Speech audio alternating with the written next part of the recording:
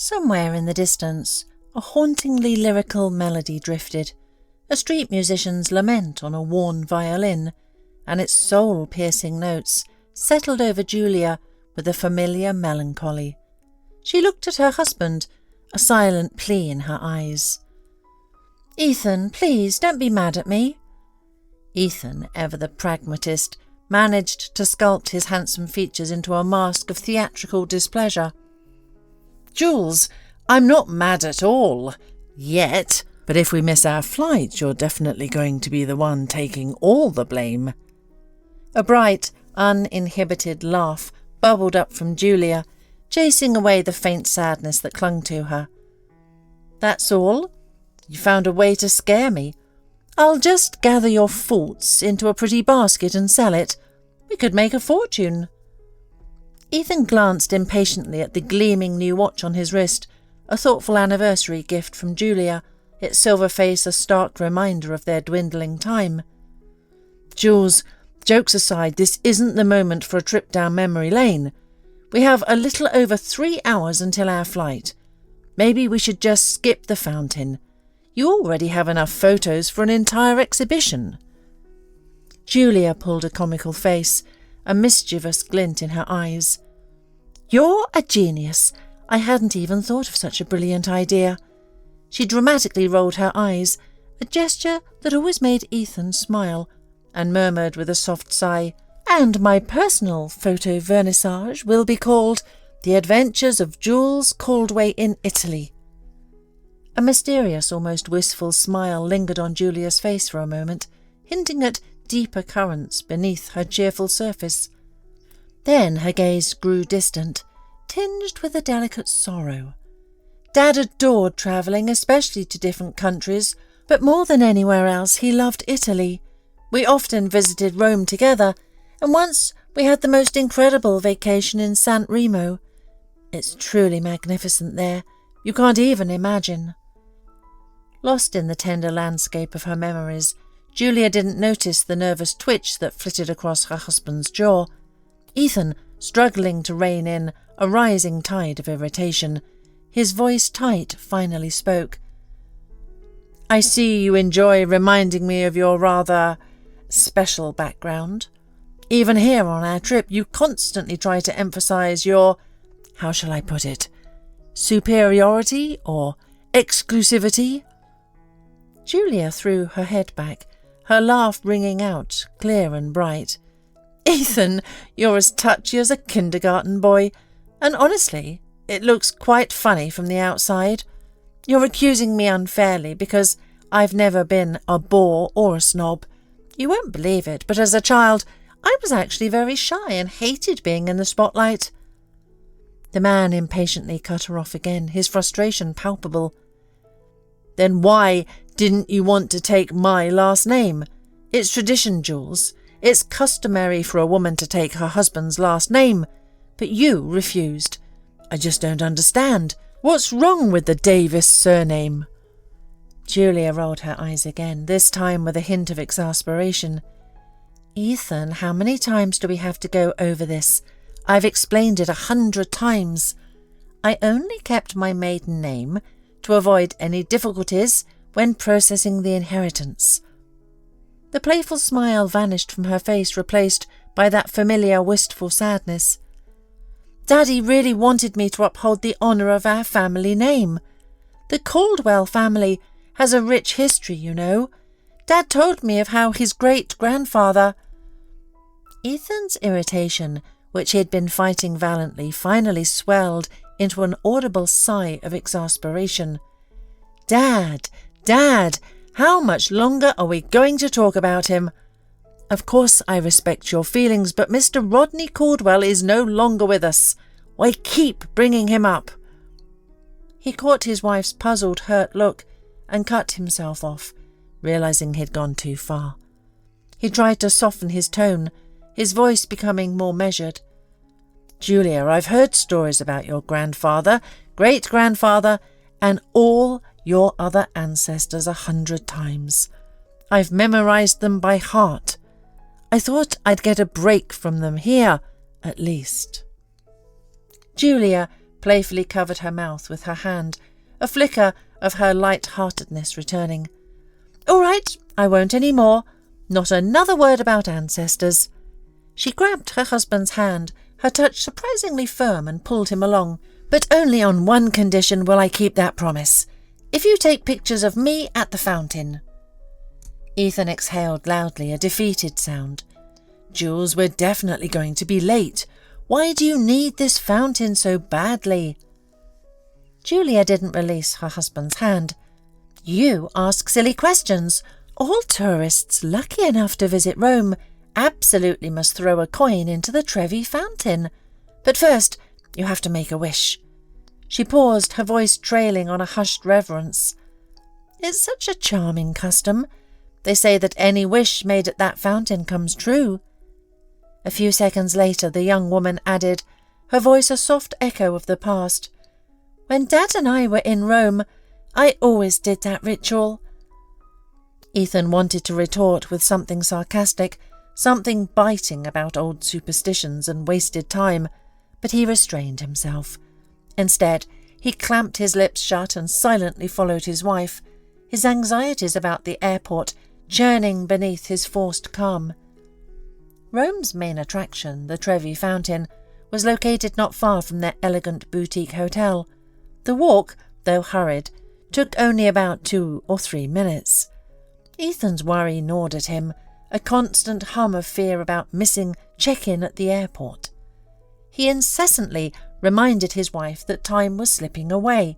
When he voiced this for the 5th or 10th time, Julia finally snapped, her patience wearing thin.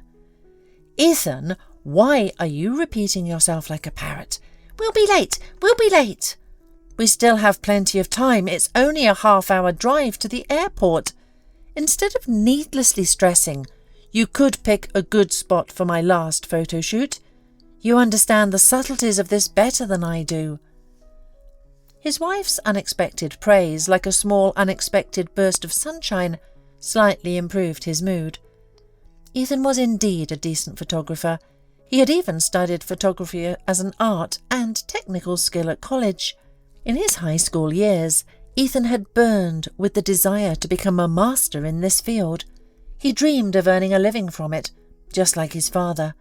He often told him, "Ethan, if you hustle, everything will fall into place. But if you slack off, then, alas." Mr. Paul Davis, Ethan's father, was a true professional behind the lens, which meant he was never out of work, even during the economically challenging 90s. He photographed weddings, anniversaries, and even funerals. Most surprisingly, the latter service was in inexplicably high demand back then. Serious people wished to beautifully arrange even the passing of their loved ones and influential friends into the next world. So Davis Sr. was, as they say, in high demand. When Ethan grew up, he often helped his father, for which he received a decent sum for pocket money. He didn't waste the money senselessly, but diligently saved up to buy a good camera. After graduating from college, he and a classmate opened a small photography studio. But the joint business quickly failed, a harsh lesson in the realities of entrepreneurship. Ethan then began to look for another, more reliable source of income. The young man tried his hand at both the modelling business and construction, casting about for a place where his talents might truly take root. Ethan had tried his hand at everything. Seriously, his priorities changed like the weather. But photography, that was always his first love, his favourite hobby. It was the one thing that truly clicked for him. So, when they got to the Trevi Fountain, usually packed to the gills with tourists, it was surprisingly almost empty. Just a small group of folks were there, soaking in the beauty of that amazing Baroque masterpiece. It felt almost private. Julia was practically buzzing with excitement. "Oh, I don't even know where to stand, Ethan. Snap a pic of me here first, and then over there when I toss the coin." Ethan, ever the perfectionist when it came to his art, chuckled. "Hold on, Jules, don't rush it. If you want to kill a photo, you got to be patient. I'm thinking we can get an epic shot with the whole architectural masterpiece behind you. You need to stand so the Lord of the World River and the mighty ocean are right behind your back. It'll be a wonderful background. Your girlfriends are going to die of envy." Julia looked at the majestic sculpture of the mythical sea god, her eyes wide with genuine awe. "Wow, I never knew my husband had such deep knowledge of architecture." Ethan smirked, a bit of bitterness creeping in. "Yeah, well, many people think folks who only went to college are like underdeveloped. Like we weren't smart enough for a university degree." Julia gasped, genuinely offended. "Ethan, I don't think that at all." He gave her another crooked smirk. "Thanks, wife. All right, let's get down to business." He clapped his hands together. "Jules, please, let's talk more action, or we're really going to miss our flight." Ethan quickly found the perfect angle and snapped a couple dozen photos. Julia loved posing for him, following his directions perfectly, her joy radiating. To finish off their spontaneous photo shoot, Julia tossed a coin into the Trevi fountain, just like you're supposed to, over her shoulder. Watching her, Ethan was genuinely surprised. "Jules, what's with the fancy moves?" Julia gave him a playful, slightly sassy look. "Oh, come on, Ethan. 5 minutes ago you were showing off your history knowledge, and you don't know you're supposed to throw the coin into the fountain with your back to it." Irritation, a familiar unwelcome guest, flared up in Ethan again. It started to build fast, and he couldn't hold it back. He spoke pretty rudely. "Julia, I honestly don't care about any of these rituals. They're just made up to attract tourists. So it's not a given that your wish you made just will ever actually come true." Even though he didn't say anything technically offensive, Julia pouted. She just turned silently and headed back to the hotel. Ethan followed, a smug thought swirling in his head. "Good, I put her in her place. That spoiled princess.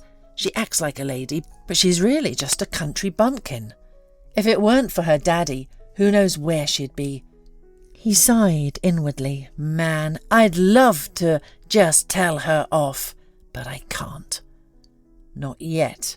If Julia could read minds, she would have been horrified. But unfortunately the young woman didn't have telepathic powers. She felt absolutely blissful after their 2-week vacation in sunny Italy with her beloved husband. She'd worked so hard to get those 2 tickets during peak season, wanting to celebrate their first wedding anniversary in a special way. Overall, Julia was thrilled with their trip. She just figured Ethan's bad mood was because of the sudden climate change. He'd never even been to a place like Italy, so his grumpiness and irritation made sense. Right? They didn't miss their flight and safely boarded the plane. As the aircraft soared into the clouds, Julia closed her eyes and thought, maybe I really should try to organise a personal exhibition for Ethan. He's such a good artist, and it's a shame his talent is going to waste. Business definitely isn't his thing. He has a completely different mindset. That's why Dad always warned me that Ethan could only be trusted to manage a small department, nothing more. As she drifted off to sleep, Julia thought, yeah, not everyone's meant to be a big-shot businessman, but my Ethan is still the best man on the planet. Since Ethan Davis also didn't have telepathic abilities, he couldn't know what his wife was thinking, and honestly he didn't really care. There were things way more important than Julia's little whims. For a whole year the young man had been trying to get used to his new life, and it was incredibly hard. He felt absolutely nothing for his wife, but he had to tolerate her because Julia was his ticket to a bright future. But one thing was crystal clear. There was no room for Julia in his future. She was just a tool, a means to an end, to reach his cherished goal. Ethan glanced briefly at the seat next to him and, by his wife's even breathing, knew she was asleep. He thought with contempt, "Stupid, naive little simpleton. Why do people like her always get lucky in life?" It was a rhetorical question. At different points in his life, Ethan had often asked it to his father and then to himself. Paul Davis usually just laughed and replied, "Son, don't clutter your head with that stuff, or your brain will break from overthinking. Even though I'm no expert, I'll answer your question. Our world is unfair. That's why most of the perks go to the dumb and naive. The most paradoxical thing is that mediocre people are in favour today. They use their elbows, knees and sometimes other body parts to push their way to the top. And once they're there, unfortunately, you can't push them back down. So, why are you asking about this all of a sudden?" his father had once pressed. Ethan had just mumbled vaguely, "Oh, just wondering." At that time, Ethan was going through a personal tragedy. He'd completely bombed his first attempt to make a name for himself. At the college where he studied, there was a competition for students to create the best photo series on the soul of the city, an urban landscape. For a whole month, Ethan Davis had slept only 3 hours a night, pouring all his energy into preparing for the contest. He was considered one of the best students in the school and was sure he would win the creative competition. But the judges chose someone else. When Stephen Hayes' name was called, everyone in the hall gasped, and some brave soul even yelled, "That's not fair! Stephen's a total hack! His photos are only good for decorating bathroom walls." The troublemaker was quickly identified and escorted out of the hall. Ethan left too. He couldn't stand to watch someone else get the award. The next day, Dean Adams called him into her office and said in a lecturing tone, "In any competition, the rules are like in sports. The strongest wins. The judges decided that Stephen Hayes' work deserved the highest score, so there's no need to be offended." Ethan mumbled under his breath, "I'm not offended." Dean Adams pulled open a desk drawer and took out a small flat envelope. "Don't lie, Davis. Your gloomy face shows you're upset. But I have to tell you, your photo series also received a decent score. You got 3rd place, a respectable honour. Here's your prize." Ethan blurted out without thinking, "What's in there?" His gaze was fixed on the envelope. Dean Adams winked cheerfully. "It's a gift certificate, a useful thing for any aspiring photographer, actually. You can get some new filters or maybe a tripod." Ethan felt completely crushed and humiliated. In despair, he threw the envelope away. "I don't need gift certificates," he snapped. "Give that prize to someone else or keep it yourself." Dean Adams was stunned into silence by his outburst, and Ethan stormed out of the office. This incident, even though he'd faced unfairness before, really hit him hard. But what made him feel even more humiliated was seeing the winner's photos displayed in the main hall a few days later.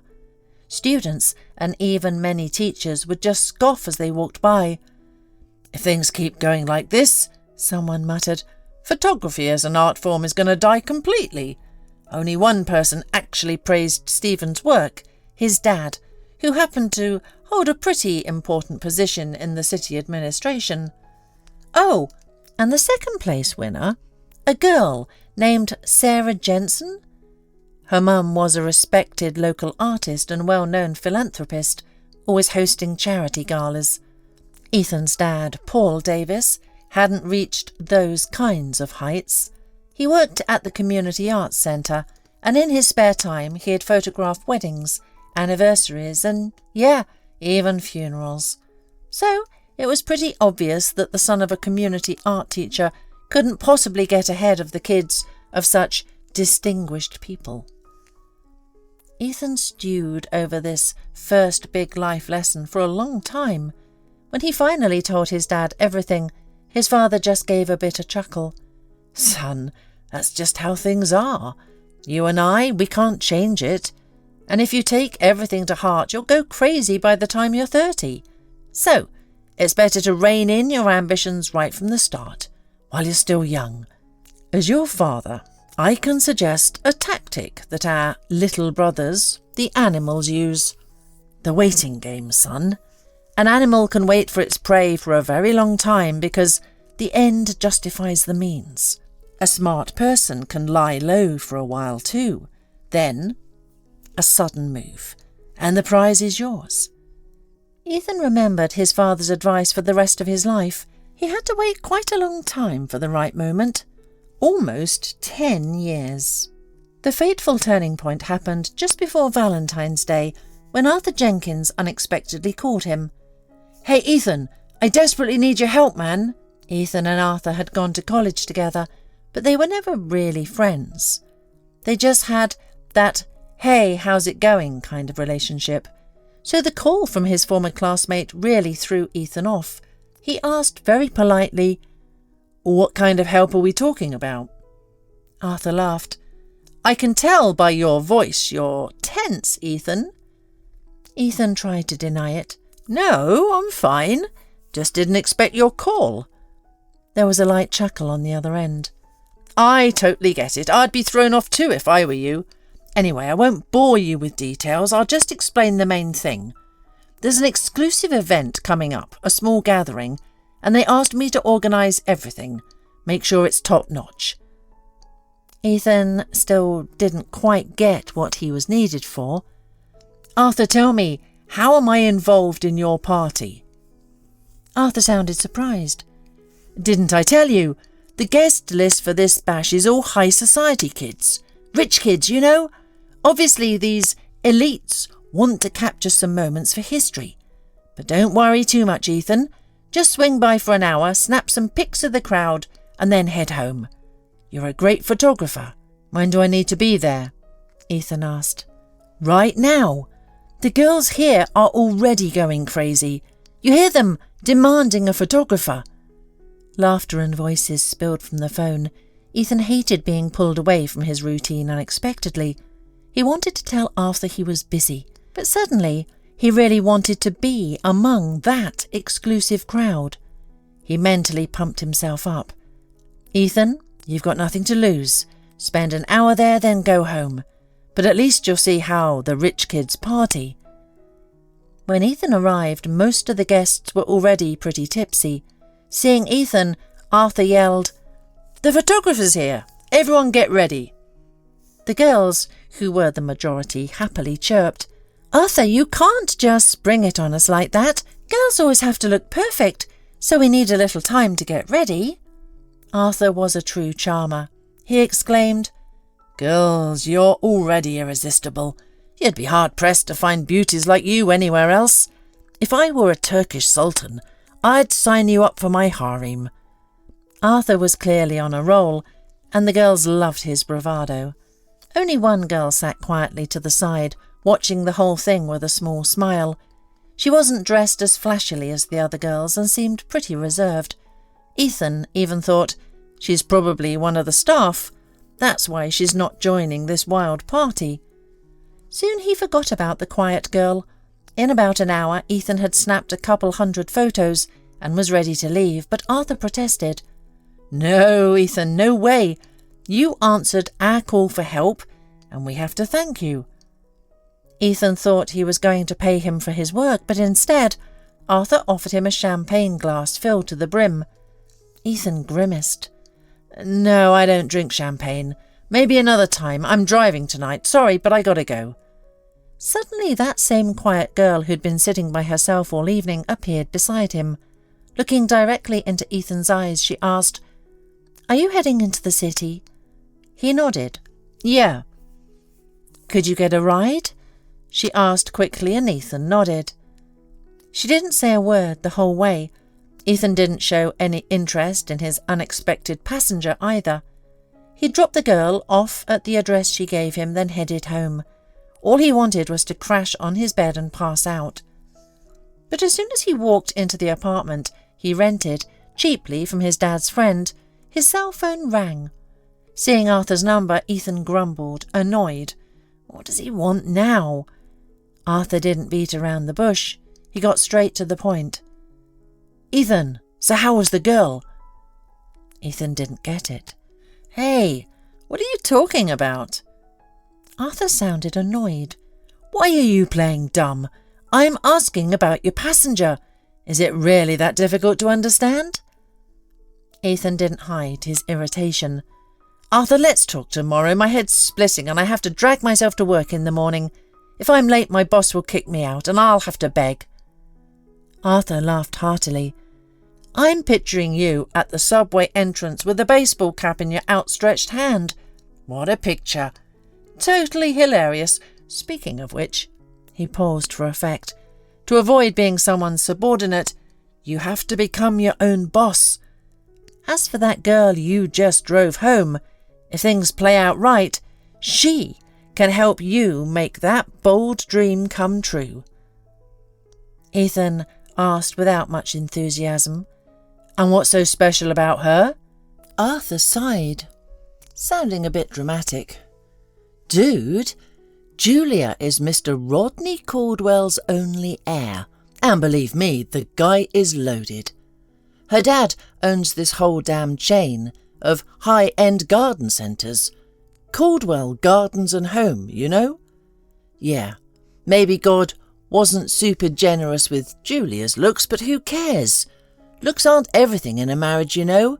She's not exactly swamped with male attention, so you've got a real shot at winning her over. Arthur probably wanted to add more, but Ethan just snapped into the phone that he didn't get hints and hung up. He flopped onto the couch and turned on the TV, but sleep was suddenly a distant memory. Instead, his brain kicked into overdrive. Ethan was at that age where a guy actually starts thinking seriously about settling down. He'd had his share of flings in his younger days, and a couple of times he'd even thought about getting married for real. Once, he was so sure he actually walked up the steps of the registry office, but at the very last second, he totally chickened out. To avoid a huge scene right there in front of everyone, he leaned in and whispered to his girlfriend, "Hey, I just need to step out for a sec." His bride, bless her heart, just nodded, understanding. "Go on," she said. "I'll wait right here." Ethan darted into the men's room and, like a total coward, successfully escaped through the window. Who knows how long his almost fiancée waited for him? He felt super ashamed of that cowardly move later. He even wanted to explain himself, but the girl just snapped at him. "You jerk. Forget my number and just try to stay out of my sight. If I see you, I'll scratch your arrogant face off." Ethan immediately pictured her sharp nails and knew he had to take her threat seriously. Besides that Amazon of a girlfriend, he'd had other relationships, and even with some married women, but he never, ever crossed that final line again. So at first, Ethan didn't really pay much attention to Arthur's words. Purely out of curiosity, though, he typed Rodney Caldwell into his computer search engine the next morning. He spent 2 solid hours digging into the businessman's biography, and then he actually spoke the thought that suddenly hit him out loud. "Ethan Davis, you're an idiot, a moron, and..." Since he couldn't come up with any more insults, the young man decided to switch to gestures. He paced around the room, wringing his hands and sighing frequently. Then Ethan confidently grabbed his cell phone and dialed his friend's number. Arthur answered in a sleepy voice. "Ethan, what are you doing calling so early?" Ethan glanced at the clock. "Arthur, it's almost noon. Decent people are already working their butts off by now. But I'm calling you about something else. Tell me, how can I find Julia?" Arthur burst out laughing so loud, Ethan almost went deaf. "Good job, Ethan. You totally got it, right? You gotta grab her before someone else does. Finding Julia is easy peasy, 'cause she works at her dad's company, and right now she's filling in for him. Mr. Rodney Caldwell's health hasn't been great lately. so his loving daughter has to keep the company going all by herself. But Julia's got a good business head on her shoulders. So what if she's not a supermodel? Her brain's definitely in the right place. That same evening, Ethan Davis visited the girl at her office. Before he went, he made sure to pick up a humble bouquet of violets. As a professional photographer, Ethan knew a thing or two about people's psychology, especially women's. He knew perfectly well that a lavish bouquet would create the opposite effect, while modest flowers would, on the contrary, help him make a connection. And the young man wasn't wrong in his predictions. When she saw him, Julia actually smiled. "You? I didn't expect to see you here. Are you here on business?" Since Ethan had tons of experience with women, he quickly steered the conversation where he wanted it to go. He explained his presence at the office by saying he was looking for a job. This story didn't really add up, especially since he showed up with flowers, but Julia willingly believed him. The girl offered Ethan a list of open vacancies and then promised to talk to her dad about getting him into the advertising department. Ethan Davis hadn't even dared to dream of such a tempting offer, but the very next morning, Julia herself called him. "Dad will be at the office today. Come by at 10, if you can, of course." His heart was pounding like crazy, and Ethan couldn't calm the rush of excitement. Thoughts were just bursting out, and he couldn't control them. Did she actually like me too? Or do they actually need a specialist? But I don't know anything about advertising. Several hours passed in a flurry of nervous energy. Exactly at 10, Ethan Davis stood before the head of the company. Mr. Rodney Caldwell really did look unwell. He stared at Ethan for a long, very intense moment, and then said in a neutral tone, "All right, we'll see what you're capable of. You can start filling out the paperwork." Mr. Caldwell soon found out that Ethan was pursuing his daughter, but he never interfered in their relationship. Only once after a meeting did he call Ethan aside and quietly say, "If you ever hurt my daughter, I'll find a way to punish you, even in the next life." Ethan shuddered at those words and stammered, terrified, "Mr. Caldwell, I truly love Julia. I don't need anything from her. I just want her by my side, always." Mr. Caldwell smiled. "That's good then. It means we both want the same thing, for Julia to be happy." Soon after, Ethan and Julia got married. Just 2 months after their wedding, Mr. Rodney Caldwell passed away. Julia grieved deeply over this loss. She had no one else besides her father. Her mother had died from a serious illness when Julia was barely 3 years old. Ethan sincerely tried to help his wife through this difficult period. At one point, he even thought he was genuinely falling in love with his own wife. But then Paisley appeared and entirely changed the young man's mind. The first person Julia told about their return from the trip was her friend Paisley. Still in the taxi, she dialed her friend's number and happily announced, "Paisley, we're home. I brought you tons of souvenirs from Italy, so swing by." Paisley didn't hide her joy either. "Julia, you have no idea how much I missed you these past 2 weeks. I just want to chat. When's a good time for me to come over?" Julia cheerfully tossed into the phone, "Right now. You can even help me whip up something quick to eat." "Why cook? I can just pop into the supermarket. We could order delivery," her voice already sounding like she was pulling up a shopping app. "I totally trust you with the food situation. If you get here before us, just grab the key from the concierge." Julia hung up the phone and sighed blissfully. It's so good to have loyal friends. She leaned back in the taxi seat, a soft smile on her face. "You know, Ethan," she began, turning to him, "Paisley's always been there for me. Through thick and thin. She's like the sister I never had." Julia didn't even notice how her words had totally flustered her husband. To cover up his awkwardness, Ethan cleared his throat, a dry, forced sound. Did you, call Paisley? A happy, radiant smile lit up Julia's face, making her eyes sparkle. Yep, I'm starving, and Paisley promised to get us some food. She's probably already on her way. Ethan grumbled under his breath, a sour note in his voice that was hard to miss. Wouldn't it be a good idea to relax first, and then have guests over? I mean, we just got back. Julia looked at her husband, genuinely surprised, a little hurt flickering in her gaze. But you're the one who said Paisley's like family, our family friend. If you don't want to see her, I can totally cancel right now. Just say the word. Ethan started to make excuses, fumbling with his words, his discomfort obvious. No, I'm not against your friend at all. Paisley's a nice woman. You can talk to her about anything. It's just, I'm worried about you, you know? You must be tired after all that travel, and you really need some proper rest. He tried to sound caring, but it came out flat. Julia looked at him with such gratitude, her eyes soft, completely missing the forced note in his voice. Ethan, you're so thoughtful.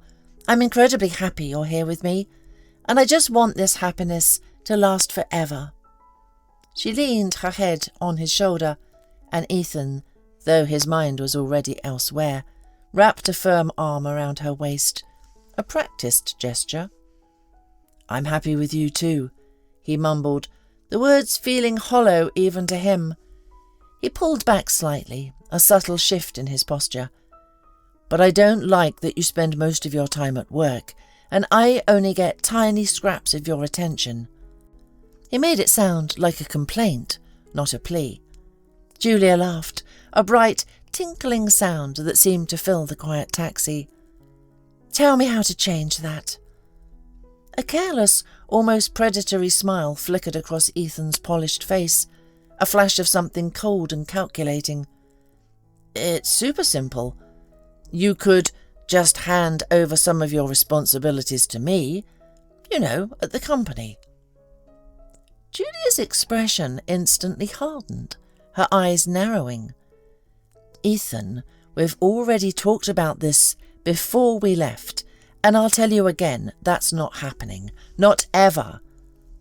Ignoring the taxi driver, Ethan practically shouted, his voice laced with indignation. Of course! How could you trust the work of your whole life to a dummy like me? I'm just the advertising guy, right? Julia shook her head, a disapproving look on her face, her patience finally fraying. Look, I never said that.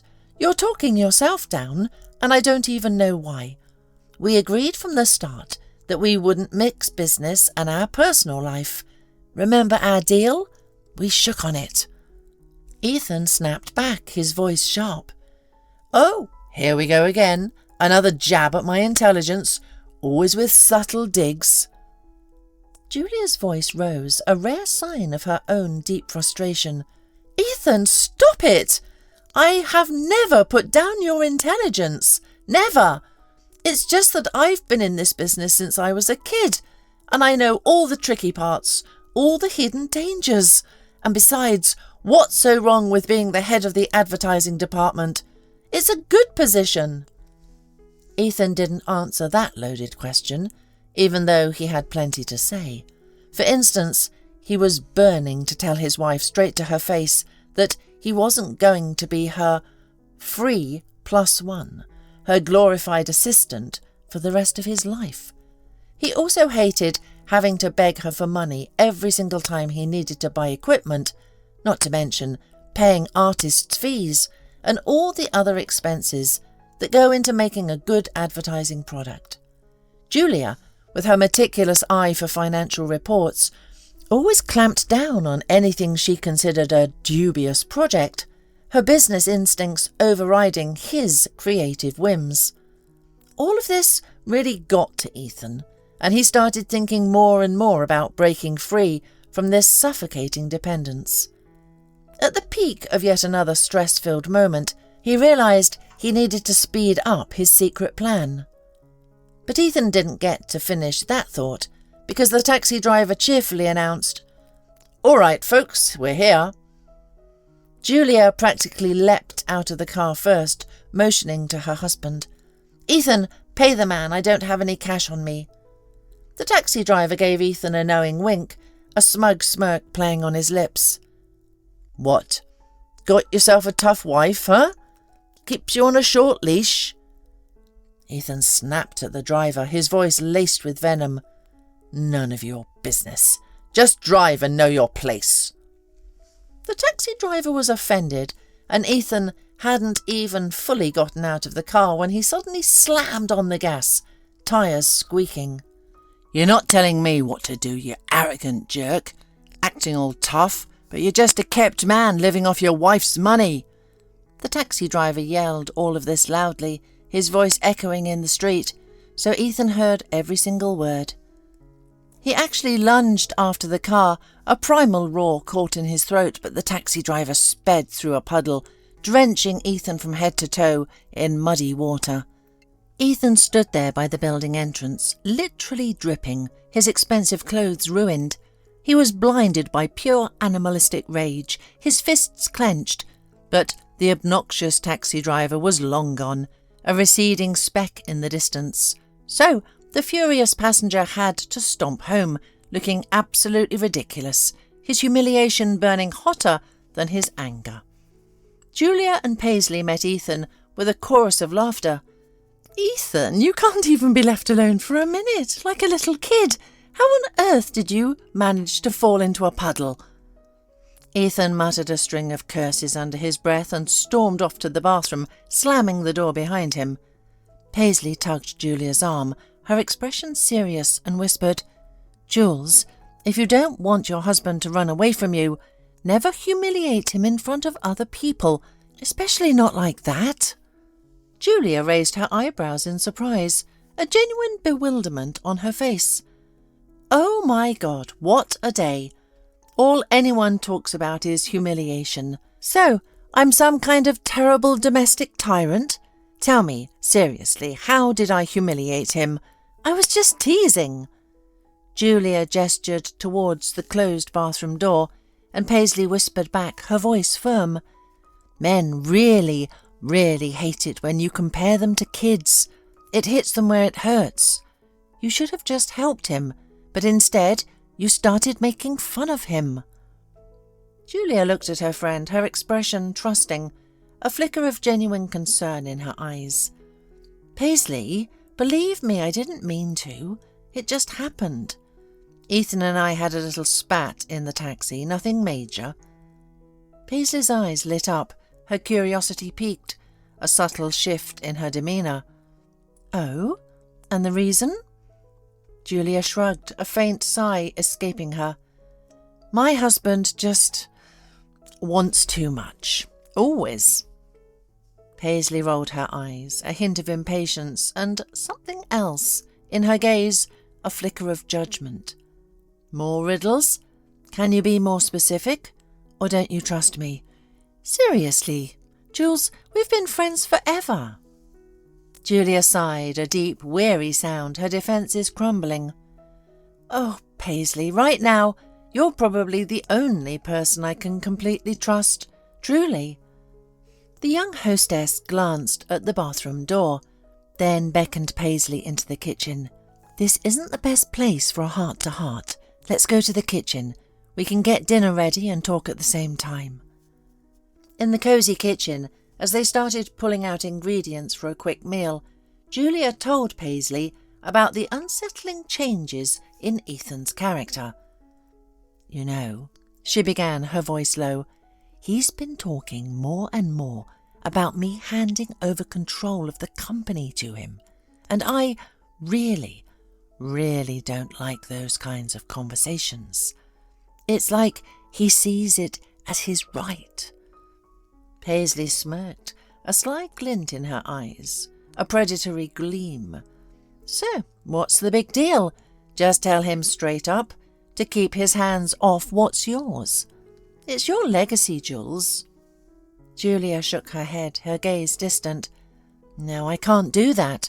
I really don't want to hurt Ethan, because honestly, it's only with him that I've truly understood what real female happiness feels like. I never even dreamed of something like this before. It's precious. For a fleeting moment, a malicious glint appeared in Paisley's eyes. She mumbled under her breath, "Stupid, conceited fool," and quickly turned away, busying herself with slicing bread. Julia looked at her friend, confused.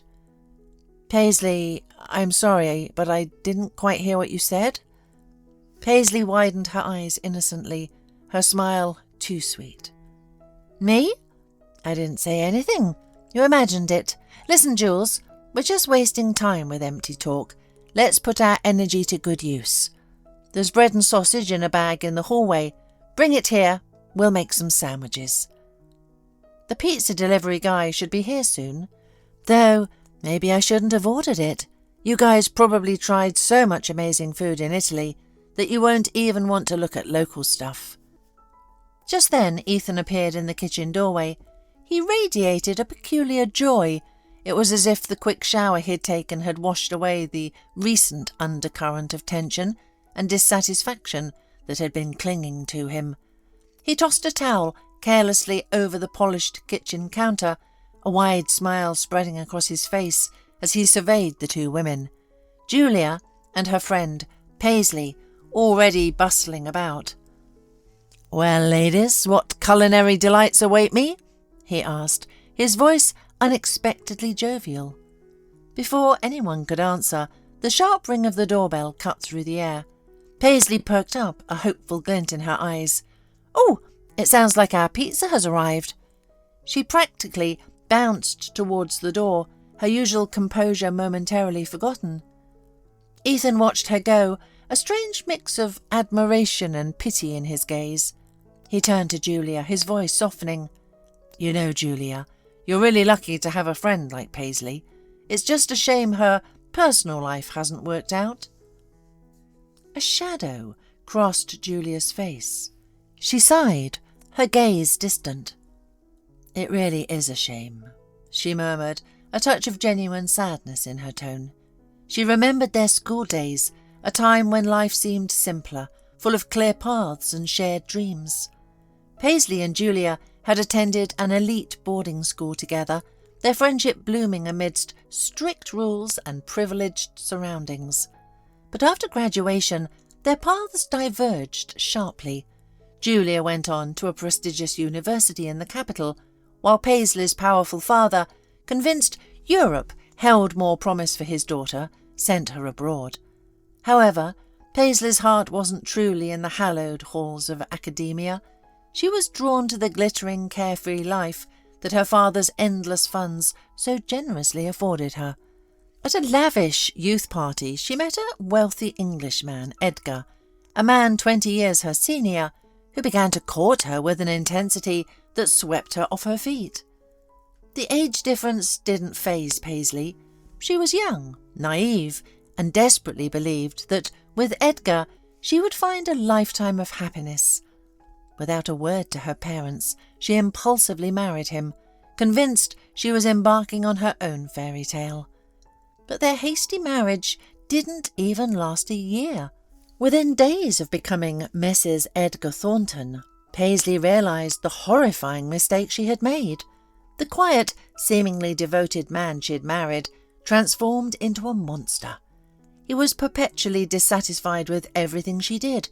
"Stupid fool, you understand nothing. I will have to teach you." And Edgar's lessons weren't limited to words.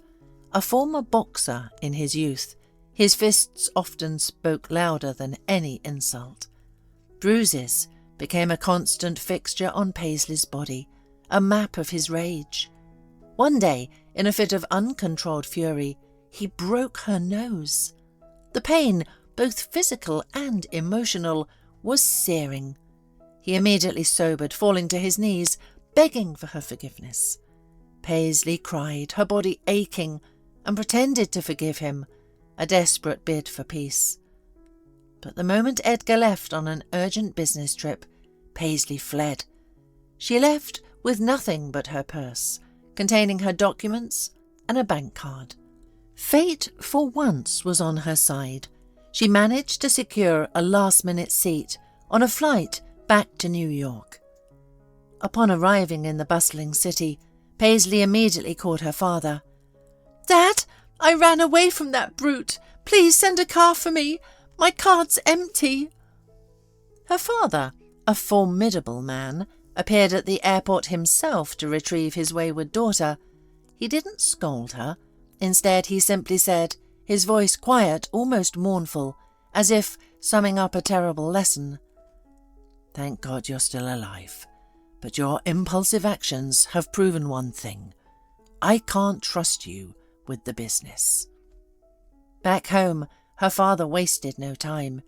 He rewrote his will, a fact Paisley soon learned from an unimpeachable source. The news was a dagger to her heart. "Now, Paisley," she told herself, staring at her reflection, "there's nothing for you here. You have to live on whatever little Daddy decides to give you. And when he's gone, who knows what will become of you?" Paisley knew, with a chilling certainty, that her younger brother, the new beneficiary of the will, wouldn't support her. This harsh reality forced her to confront her future seriously, but fate, it seemed, wasn't entirely done with her. It presented her with another chance, a truly exceptional one, in the form of Ethan Davis. When Julia first invited Paisley to her wedding, Paisley initially refused. "Julia, please don't be offended, but I'm really not in the mood for celebrations right now. You understand, divorce is hardly a joyous affair. Honestly, I'm a complete wreck." Julia, ever the loyal friend, persisted. "Paisley, on the contrary, you need a distraction. You're my best friend, and I want you to be my maid of honour." After much convincing, Paisley finally agreed, and she didn't regret it for a second. The moment her eyes landed on Ethan, the groom, she instantly recognised something in him, a hunger for ambition, a willingness to do whatever it took to achieve his goals. Paisley was a shrewd woman, calculating and strategic. She knew that simply barrelling towards a goal was rarely effective. A week after the wedding, she called her friend. "Julia, I'm feeling so incredibly down." "Come over," Julia urged. "Ethan and I are cooking something delicious together. You can be our chief taster." This time, Paisley didn't need much persuasion. Within 15 minutes, she was at the newlyweds' doorstep. A week later, she invited herself over again, and soon her visits became more frequent, almost a regular occurrence. The turning point arrived after Julia's father, Mr. Robert Caldwell, passed away. Paisley volunteered to organise the funeral, handling every detail with surprising efficiency and grace. Some time after the sombre ceremony, Ethan approached Paisley. "Paisley, thank you for not abandoning Julia and me in our time of need. You are a true family friend, and you're welcome here any time. Know that Julia and I will always be there to help you." His slightly grand theatrical speech made a profound impression on Paisley. Her intuition, a sharp, cold voice inside her, whispered, "You must charm your friend's husband." Julia would now inherit all of her father's wealth, and Ethan was his wife's primary heir. The path was clear. The evening meal was drawing to a close. After the exhausting flight and a hearty dinner, Julia was completely worn out, her head beginning to nod.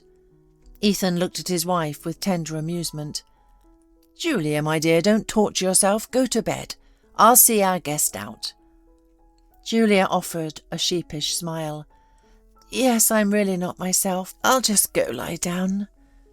As Julia disappeared behind the bedroom door, Ethan turned to Paisley, who stood frozen in silent anticipation. "Come on, Let's take a walk. We need to talk." Paisley said nothing, merely giving a compliant nod of her head. Her composure, however, vanished the moment they stepped outside. She wrapped her arms around his neck and, in a sudden rush of fervent emotion, kissed him. Ethan succumbed to the temptation, kissing Paisley back, his words a desperate whisper. "You have no idea how much I've missed you. You have no idea how unbearable it is to be with her and to see you. I'm afraid one day I'll call that foolish woman by your name." Paisley gently caressed his cheek, a soft, knowing laugh escaping her lips. "My poor darling, come to my place. I'll try to heal your wounded heart." Paisley gently caressed his cheek, a soft, knowing laugh escaping her lips. Ethan Davis didn't return home until dawn. Julia slept soundly, blissfully unaware that her husband had spent the night in another woman's arms. Ethan lay restless, the opulent ceiling of their bedroom blurring above him. A silent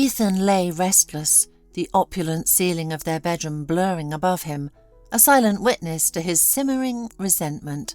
His mind, however, was miles away. "Paisley, my love, I'll do anything you ask. I just can't endure that burden any longer. If Julia weren't so impossibly rich, I would have vanished from her life long ago." A creeping exhaustion began to pull him under, but Paisley's words, like a siren's song, continued to reverberate in his thoughts. There are many discreet ways to free oneself from an inconvenient wife, but we must be patient. We need to seize the perfect moment.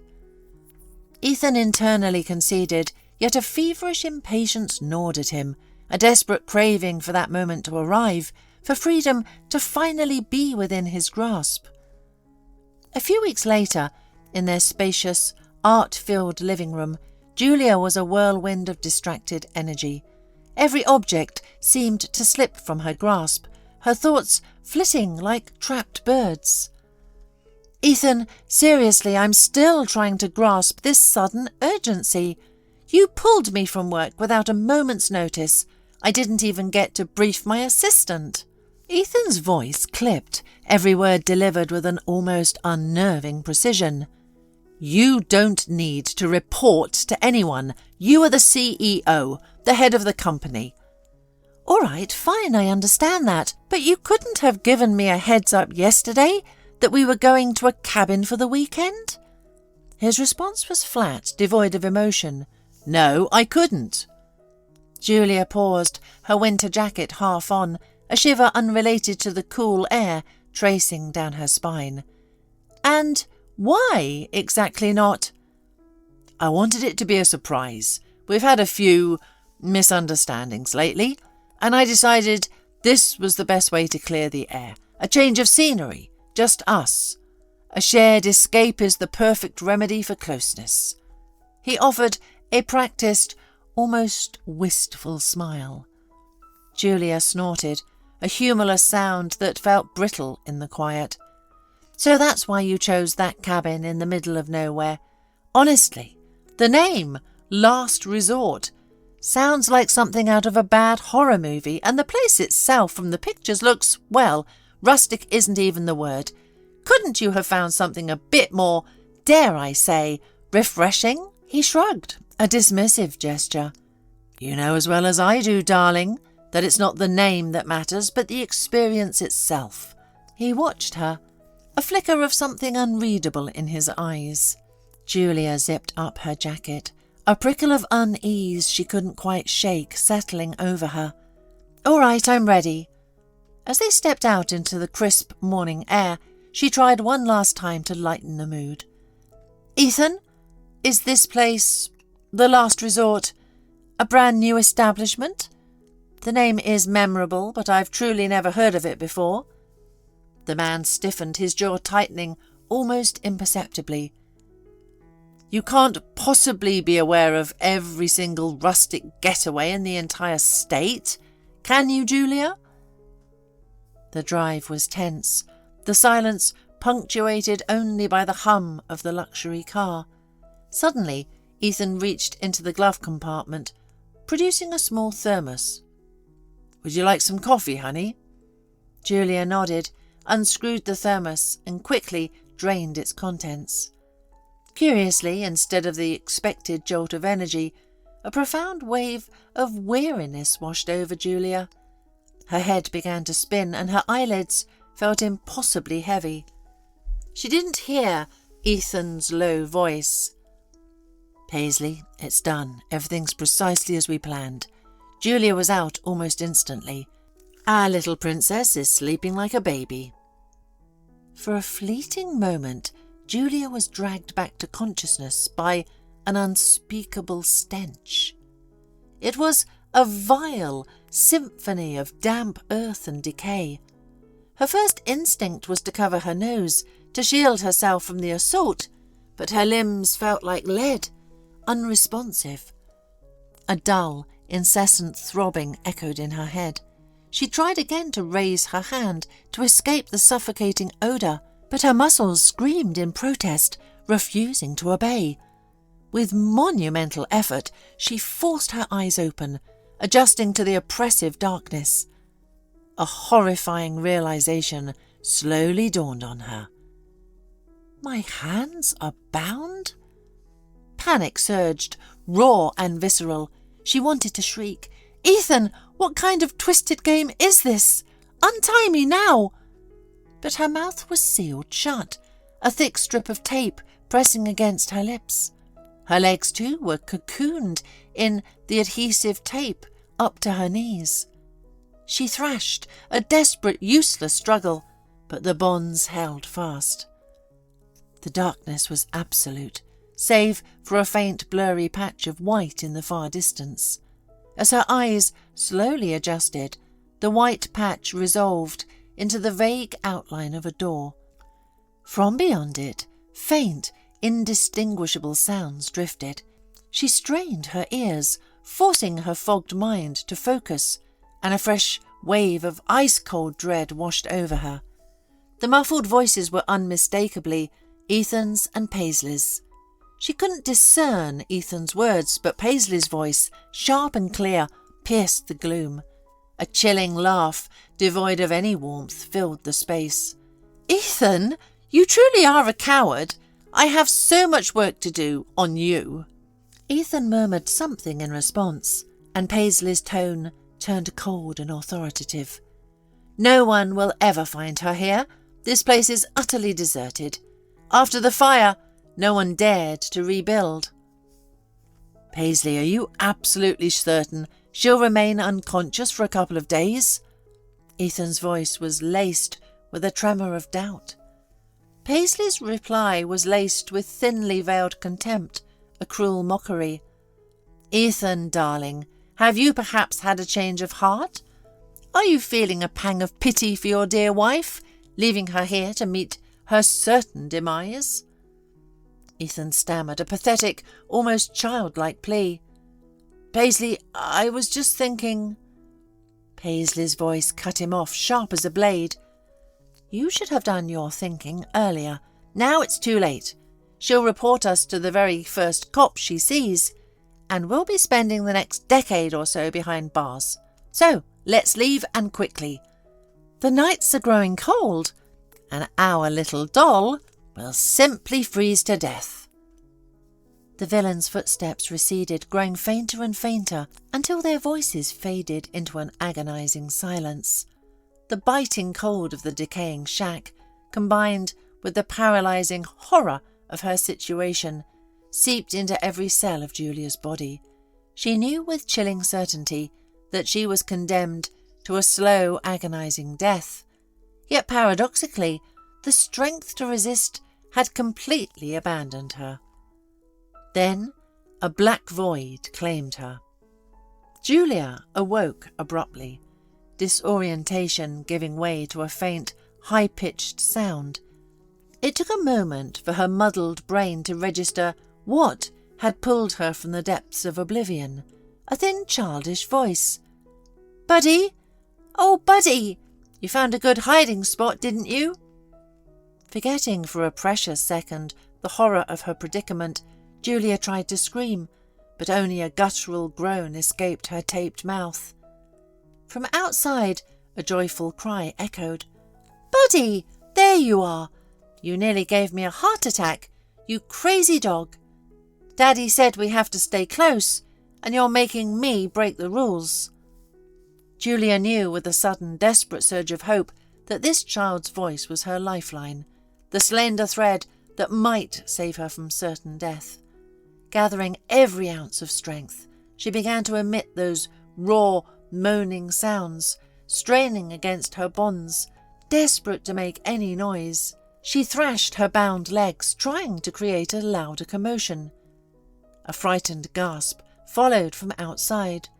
"Oh, someone's in there! I'm scared!" Julia's heart pounded. One more second, and the child would flee. She redoubled her efforts, grunting, struggling, anything to attract attention. Then, with a slow, agonizing creak, the very door behind which her husband and best friend had plotted their wicked scheme began to open. A blinding shaft of light pierced the oppressive room, momentarily overwhelming Julia's senses. An innocent, bewildered voice exclaimed, "Oh, Mum, what are you doing in here?" Julia squinted, forcing her eyes to adjust, and saw, directly before her, the astonished face of a little girl. Her unexpected saviour looked to be about 8 years old, her eyes wide with curiosity and a touch of fear. A small, tentative hand reached forward, gently, carefully peeling away the adhesive tape that covered Julia's mouth. The words rushed back in a dizzying wave of sound and sensation. Julia managed a raspy, grateful whisper. "Thank you, sweetie." The little girl smiled, her eyes wide and earnest. "My name's Lily.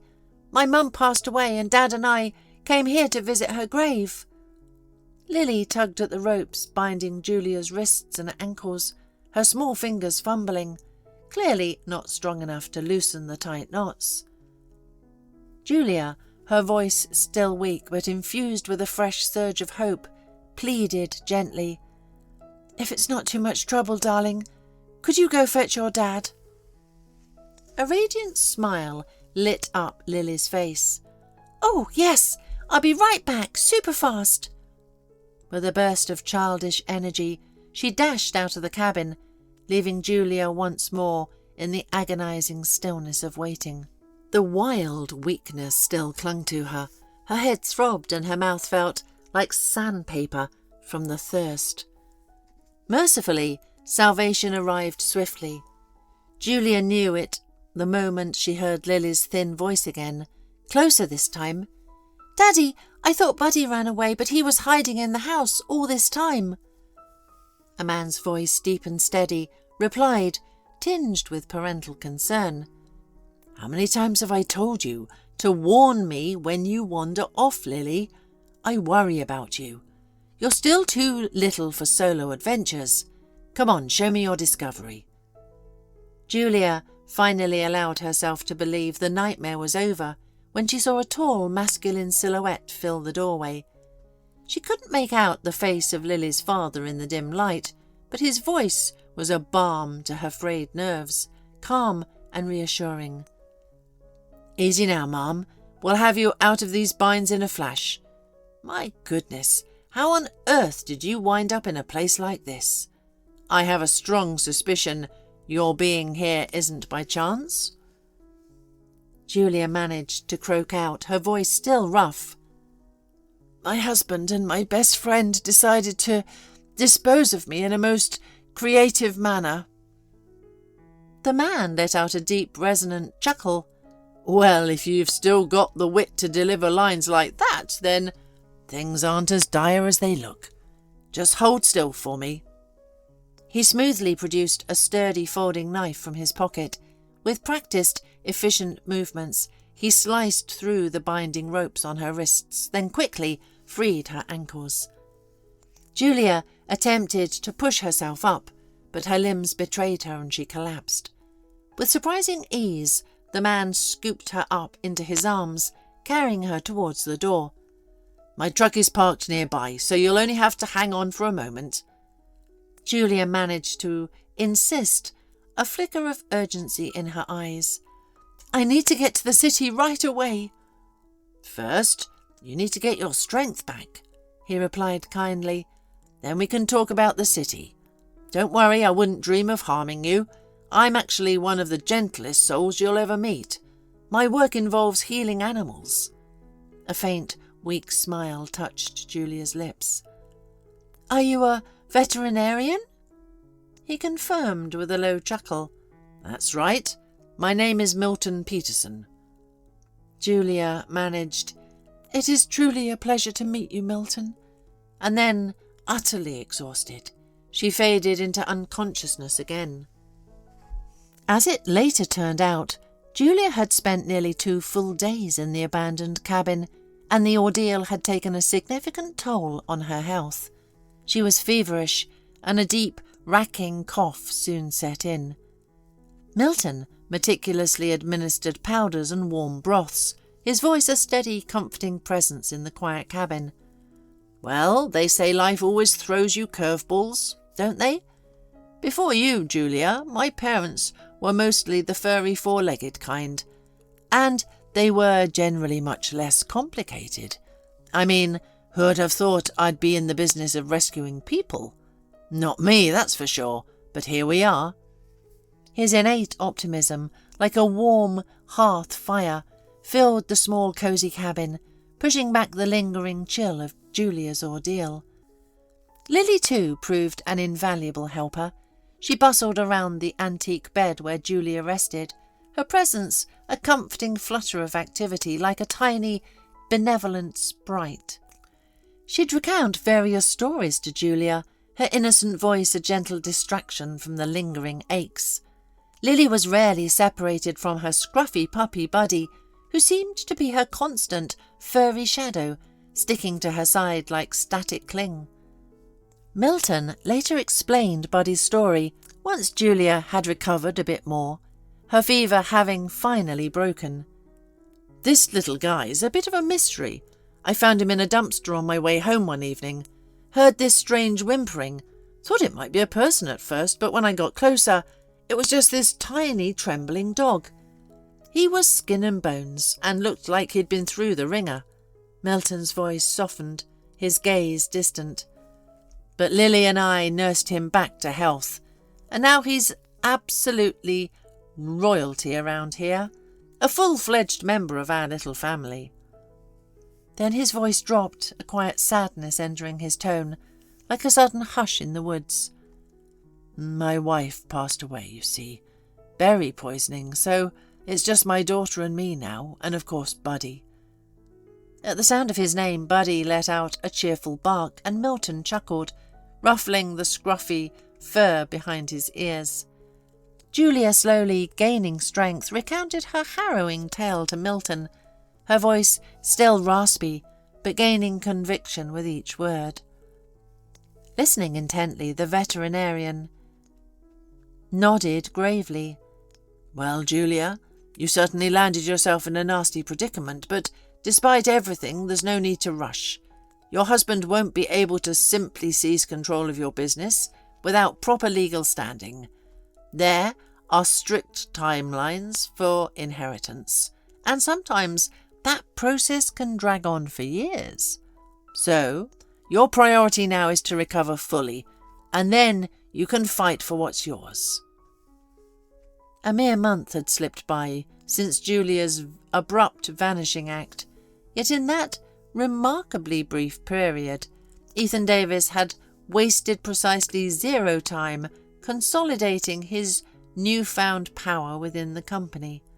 Like a king descending his throne, he swiftly dismantled the old guard, systematically dismissing anyone who dared to question his authority and installing his own hand-picked loyalists in their place. Paisley, of course, was right there by his side, one of his favoured few. This was her grand debut, her moment in the spotlight, and she savoured every intoxicating drop of influence and control. Even as she basked in this triumph, her mind, a cunning architect of ambition, was already plotting her next move, a calculated scheme to eventually ensnare Ethan himself. But before she could set that plan to motion, she needed a precise inventory, a crystal clear understanding of the fortune she had to gain. To achieve this, Paisley went into the financial department, a storm of entitlement.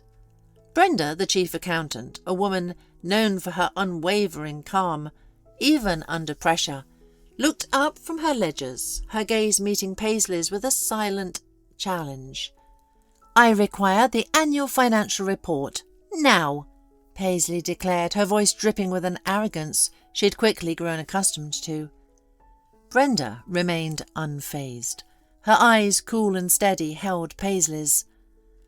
"I'm not authorised to disclose sensitive information like that to just anyone," she stated, her tone firm. Paisley nearly choked on her fury. "Who on earth do you imagine you are? And what exactly are you doing in my company? Get out! You're terminated." Brenda, a true stalwart, didn't back down. Her voice, now laced with defiant familiarity, shot back, "You didn't hire me, so you certainly don't have the power to terminate my employment."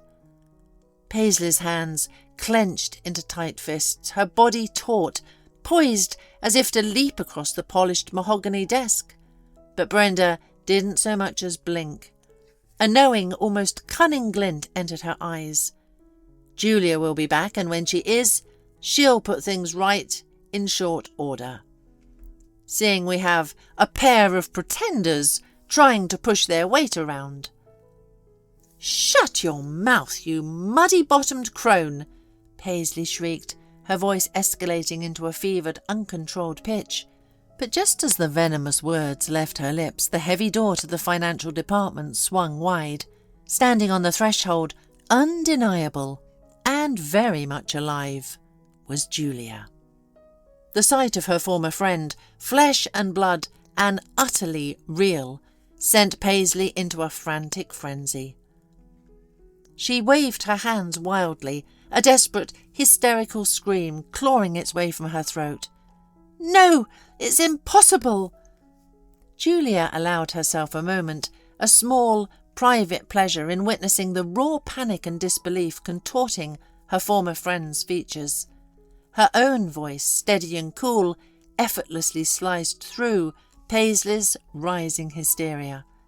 "Paisley, it seems your carefully crafted scheme with my soon-to-be ex-husband has spectacularly unravelled.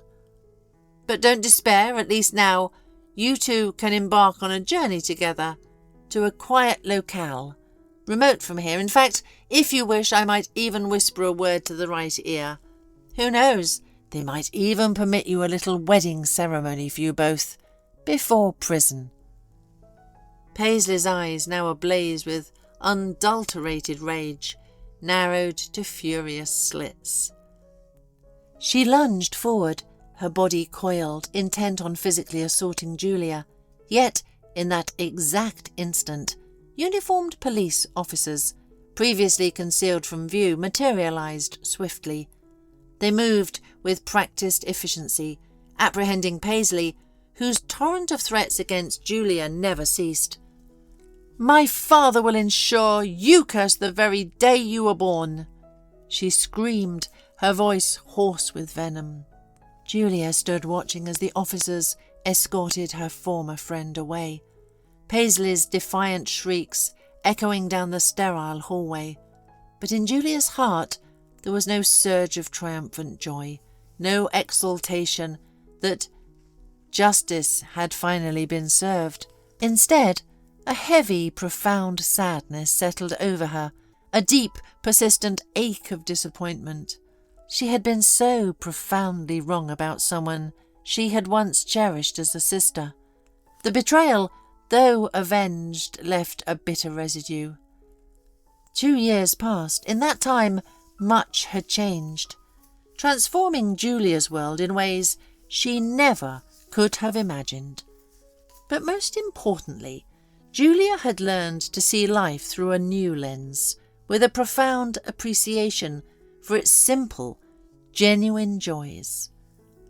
And in this profound shift, Milton was her steadfast guide. Their connection deepened organically, a quiet understanding blossoming into a love story she hadn't dared to dream of. Soon she married him, embracing his family and his life with open arms. Lily immediately began calling her mum, her little face beaming with pure joy when she learned she would soon have a baby brother.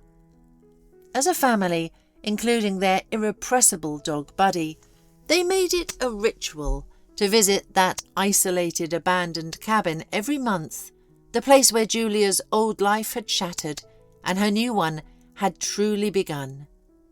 One crisp spring afternoon, nestled among the usual bills and junk mail, Julia discovered a letter in her mailbox. The return address, stark and unambiguous, belonged to the prison where her former husband Ethan was serving his time. The rambling, desperate script within spoke of pleas for forgiveness, of undying affection, and bizarrely, even conjured memories of their Italian holiday, referencing a forgotten coin tossed into a fountain. With a soft, decisive sigh, Julia tore the missive into tiny fragments. She held no lingering illusions, no false hopes. Her heart, now resilient and wise, was her sole guide. The tumultuous past was firmly behind her, a chapter decisively closed. Her future, rich with love and meaningful purpose, stretched out bright and clear before her.